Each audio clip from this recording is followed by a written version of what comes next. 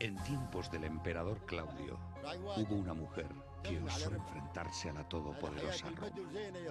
Su nombre era Septimia Zenobia y presumía de ser descendiente de Cleopatra. Cuando su marido, un importante general romano, murió, Zenobia se proclamó reina y rechazó el dominio de Roma.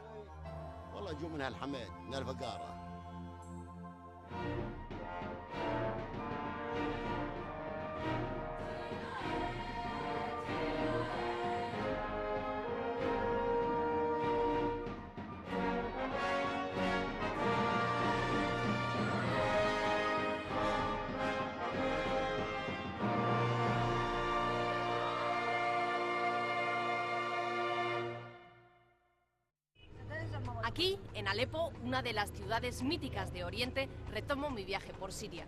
Alepo era un lugar estratégico para el comercio entre el Mediterráneo y el Valle del Éufrates. Por eso, y aprovechando esta colina natural de 50 metros de altura, los griegos construyeron esta ciudadela en el siglo III a.C. Hoy en día es uno de los más bellos ejemplos de arquitectura militar árabe.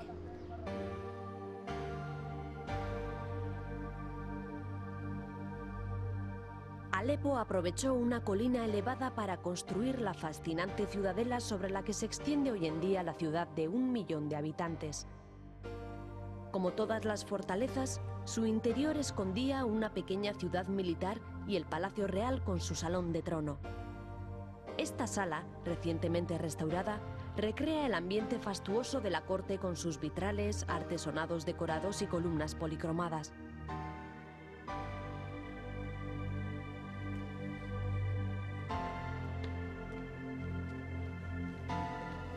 El resto de la ciudadela es un caos de ruinas de todas las épocas que esperan pacientemente su reconstrucción. En ellas están los restos de lo que en su día fueron las mazmorras, termas, iglesias bizantinas y mezquitas.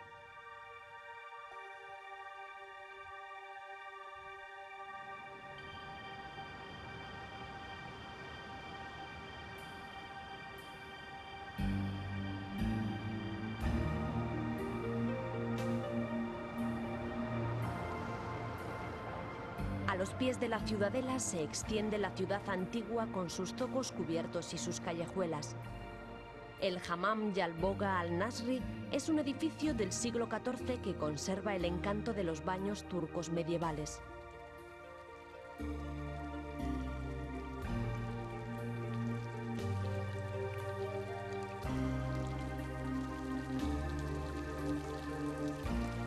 En los países árabes, los baños forman parte de la vida de la gente.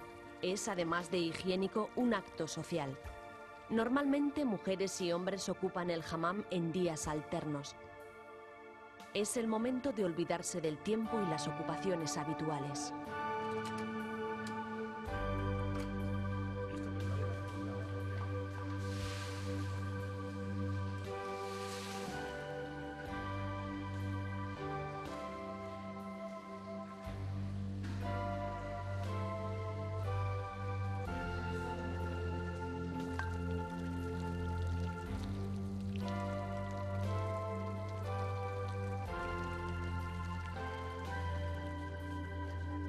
Los zocos de Alepo serpentean por la ciudad vieja a lo largo de 12 kilómetros.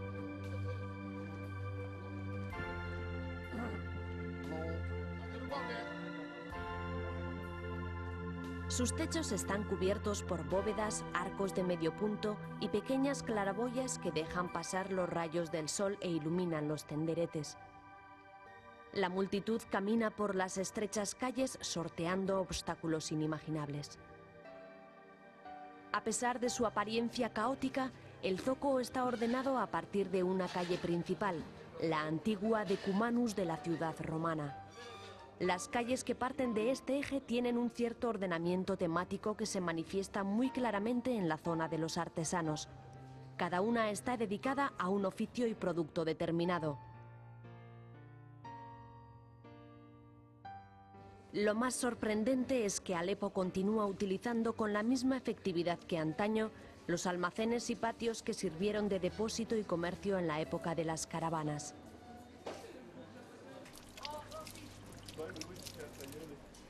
Khan al-Sabun es uno de los antiguos caravasares de Alepo. Después de un largo viaje, las caravanas llegaban hasta aquí cargadas de inciensos, alfombras, especias, tintes, perfumes y otros muchos productos. Era una actividad comercial fascinante que, como podéis ver, hoy en día todavía continúa. Algunas de estas antiguas posadas contenían más de 300 tiendas.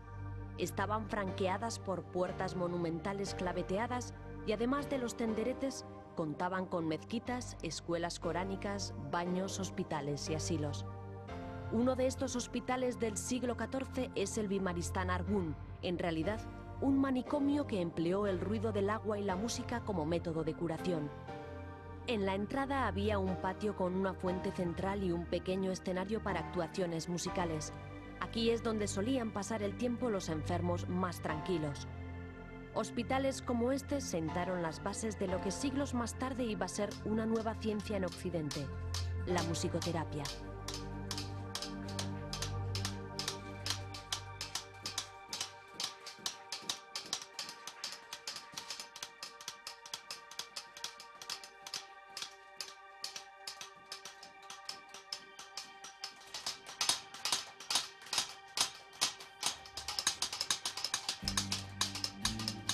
Uno de los atractivos de los zocos de Alepo es que nos muestra oficios y ocupaciones que no han cambiado desde hace siglos. En la calle del Cobre, los artesanos trabajan las copas, bandejas, vasijas y narguiles en medio del ruido ensordecedor de los martillos y demás herramientas con las que moldean las piezas.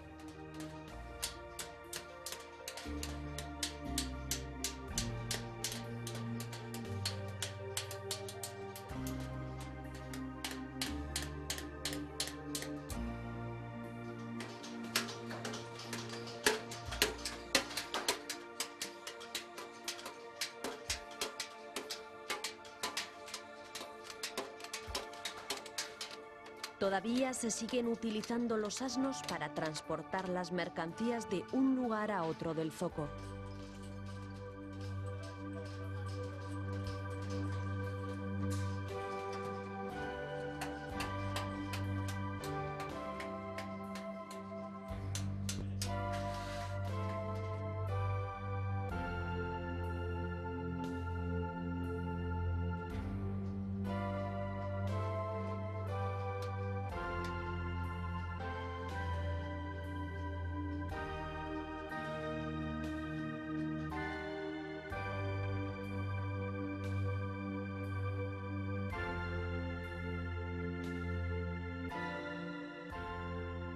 Al norte de la ciudad vieja se extiende el barrio armenio y cristiano, un sinfín de callejuelas estrechas y blancas con balcones de madera y pasadizos abovedados.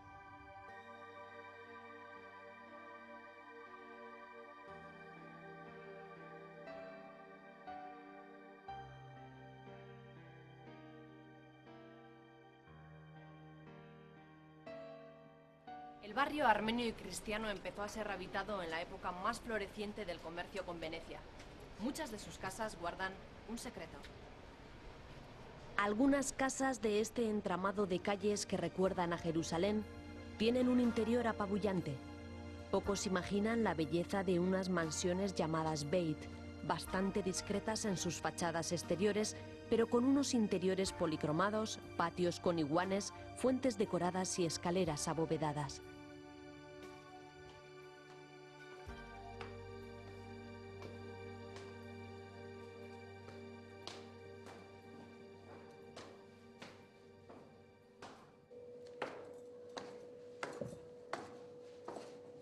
Bien, pues todas las casas quedaban comunicadas mediante un túnel subterráneo como este, de 2,5 kilómetros con la ciudadela.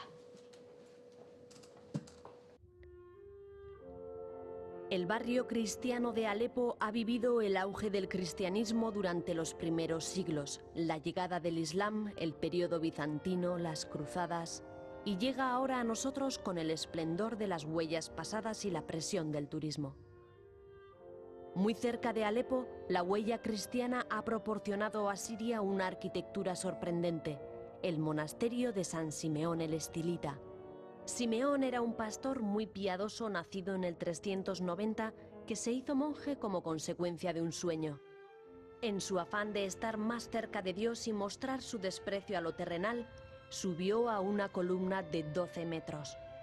Algunos historiadores dicen que Simeón era misógino e insultaba a las mujeres. El hecho es que estuvo en la columna durante cerca de 40 años. Tras su muerte, comenzó un culto inusitado que culminó con la construcción de esta basílica de grandes proporciones alrededor de la columna del santo. El fervor de los peregrinos ha reducido la columna a 1 metro de altura, pero la historia de San Simeón ha pasado a un segundo plano ante la belleza de las ruinas. Es una de las joyas del arte sirio preislámico.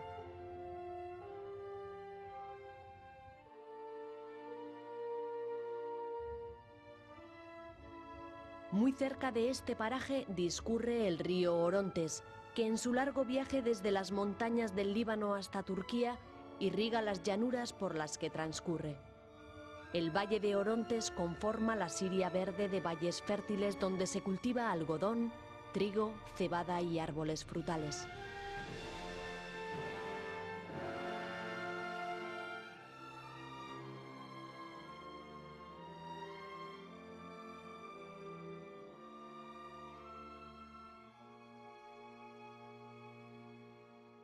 Una de las ciudades que atraviesa el valle es Hama, famosa por sus norias de madera que salvan un desnivel de 70 metros entre el río Orontes y la ciudad. Algunas de ellas llegan a medir 20 metros de altura.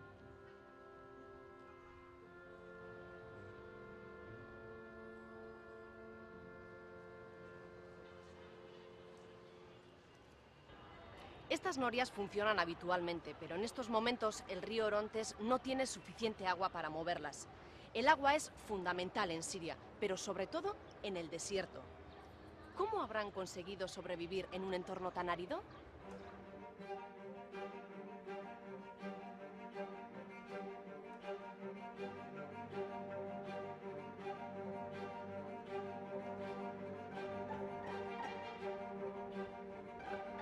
La ciudad de Rasafa está en pleno desierto y de lejos se confunde con los ocres del terreno. Siria es fundamentalmente desierto. 2/3 partes del país son áridas y están cubiertas de arena. Y precisamente por esta aridez se han rescatado urbes en muchos casos milenarias.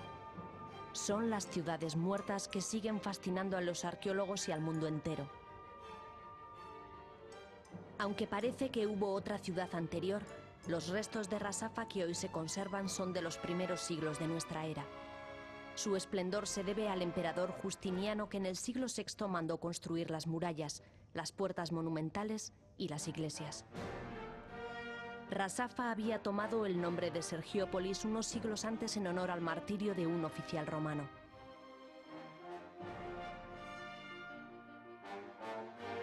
Al igual que Rasafa, los arqueólogos han desenterrado ciudades muertas de todas las épocas. Pero el interés de Siria ha sido siempre ganar tierra al desierto. El río Éufrates nace en las montañas de Turquía, discurre en diagonal por el país, llega a Irak donde se funde con el Tigris y desemboca en el Golfo Pérsico.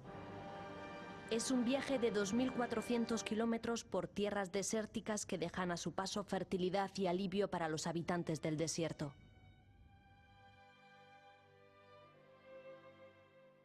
El río Éufrates ha sido testigo de civilizaciones milenarias y ciudades antiguas hoy semienterradas por el desierto. Yo voy a conocer 2 de estas ciudades, Mari y Doura-Europos.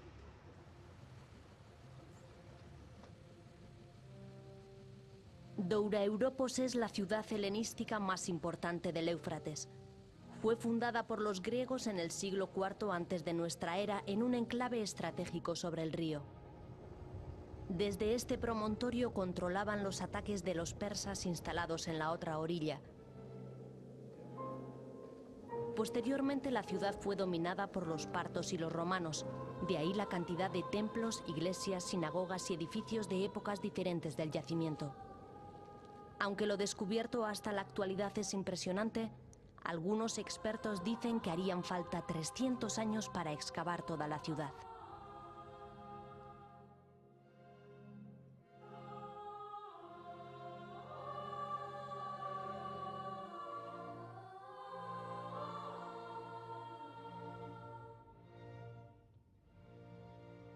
Mari es la ciudad muerta que ha proporcionado los vestigios más antiguos. En 1933, unos agricultores sirios encontraron una estatua sumeria en esta estepa casi desértica. El Museo del Louvre inició los trabajos de excavación que han permitido identificar una metrópoli de más de 5000 años.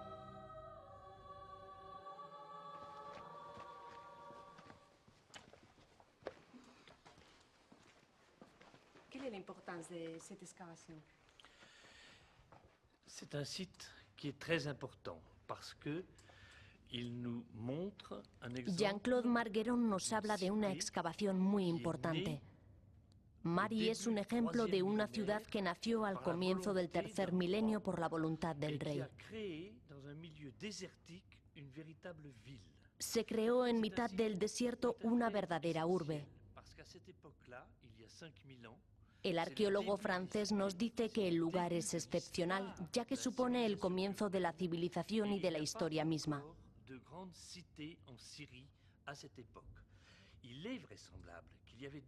Parece que hubo otras grandes ciudades en Siria en esa época, pero no se han conocido excepto Mari.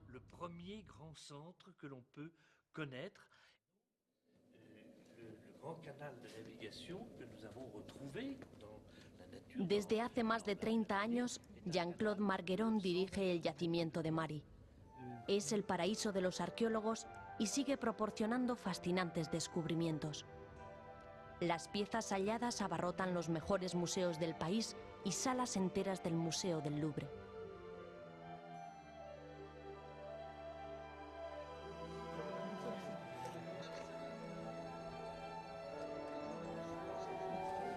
El Valle del Éufrates es hoy en día una región próspera. Intervenciones en el río han permitido fertilizar regiones antaño desérticas. Deir ez-Zor es la capital del desierto. Da la impresión de que no ha tenido tiempo aún de digerir su nuevo estatus de ciudad industrial que suscita el interés de las grandes compañías petrolíferas. Deir ez-Zor mantiene su identidad de aldea grande. El zoco es la mejor prueba de ello, donde se realizan las transacciones comerciales con los beduinos. Es un zoco pequeño, pero venden de todo, desde objetos de uso corriente hasta frutas, verduras y leche. Lo mejor es el ambiente animado, el continuo trasiego de los beduinos, los regateos y pagos en especie.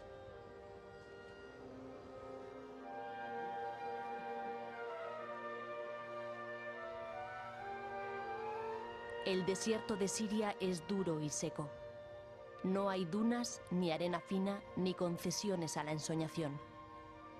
Lawrence de Arabia no viajaría por un desierto así, plano, pedregoso, con lomas esporádicas que adornan el paisaje.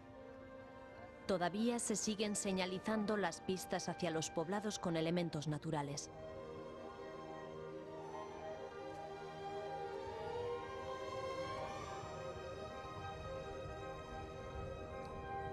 Las gentes del desierto viven en cabañas o casas muy sencillas de adobe y hormigón y se dedican sobre todo a la ganadería.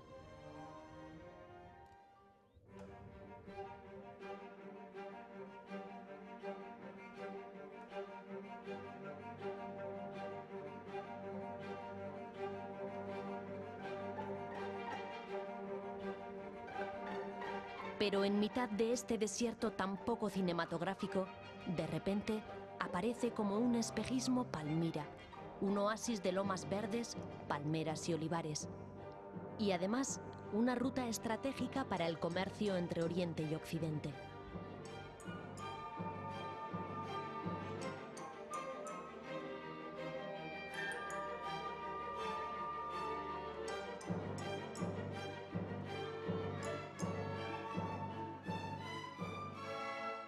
Palmira era un alto en el camino para las caravanas que venían desde Oriente hacia el Mediterráneo.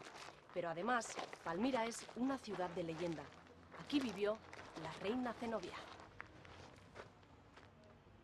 La historia de Palmira no sería la misma sin la reina Zenobia. En el siglo II se había levantado la columnata que cruza la ciudad de este a oeste y muchos de sus templos. En el 267 murió el rey de Palmira, marido de la reina Zenobia, y ésta se encontró con un reino próspero y casi independiente de los intereses de Roma. Pero a la nueva reina, una mujer inteligente y políglota, no le bastó esta prosperidad un tanto aburrida y emprendió una serie de conquistas que le llevaron hasta la India, el Mar Rojo, Antioquía y Ankara. Quería rehacer la unidad y esplendor de Roma en Palmira. El emperador romano Aureliano, alertado por las conquistas de la reina, hostigó al ejército palmiriano y recuperó los territorios perdidos. Llegó entonces a Palmira y le ofreció una paz justa. La reina no se rindió. Intentó escapar, pero fue apresada y llevada a Roma.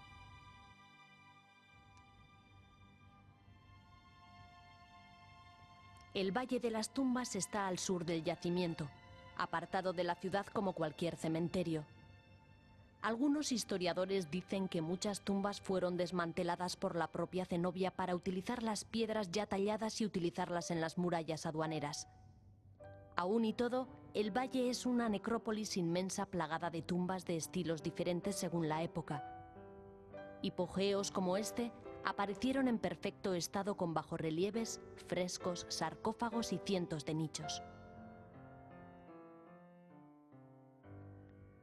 Las dimensiones de Palmira abrigan la esperanza de nuevas sorpresas arqueológicas. Desde el castillo árabe del siglo XII, Palmira ofrece su mejor vista.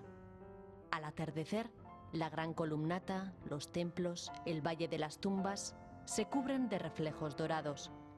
El oasis resplandece como en tiempos de la reina Zenobia. Palmira es un gigantesco yacimiento ya que la ciudad estaba circundada de un recinto aduanero de 20 kilómetros. La reina Zenobia supo sacar partido de su posición estratégica en la ruta de todas las caravanas y cobraba a todos los que pasaban por allí. Así, a los edificios ya existentes se añadieron otros, se embellecieron templos de épocas pasadas y Palmira se convirtió en una ciudad de gran esplendor.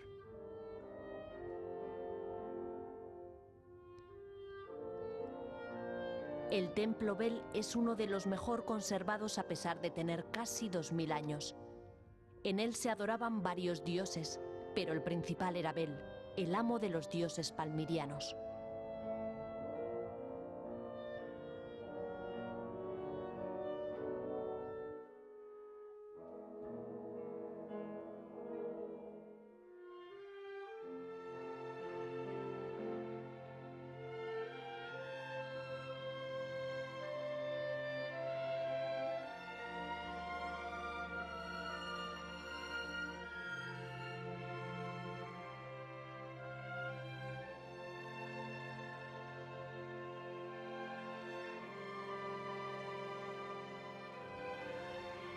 El desierto pertenece a los beduinos. Se desplazan moviendo tiendas, ganadería y hoy en día vehículos en busca de fuentes de agua. Cuando están ya asentados en algún lugar, la tribu configura su vida en torno a tiendas de lona que les protegen de las tempestades y el viento del desierto. Se proveen de productos básicos en los pueblos más cercanos y subsisten con lo que obtienen de los rebaños de ovejas y los camellos.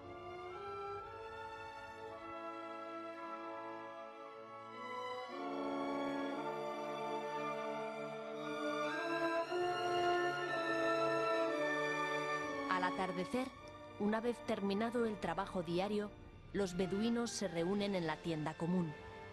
Es el momento del descanso, el encuentro y la charla con el resto del grupo.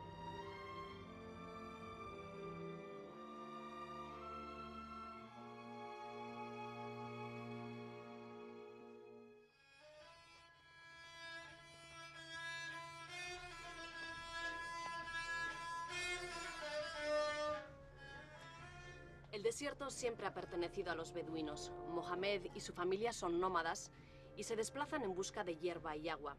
Es una tradición que poco a poco se está perdiendo, pero aunque los tiempos estén cambiando, ellos conservan su dignidad y el sentido de la libertad. Bien, este ha sido mi viaje por Siria, desde la ciudad más antigua del mundo, Damasco, hasta el desierto.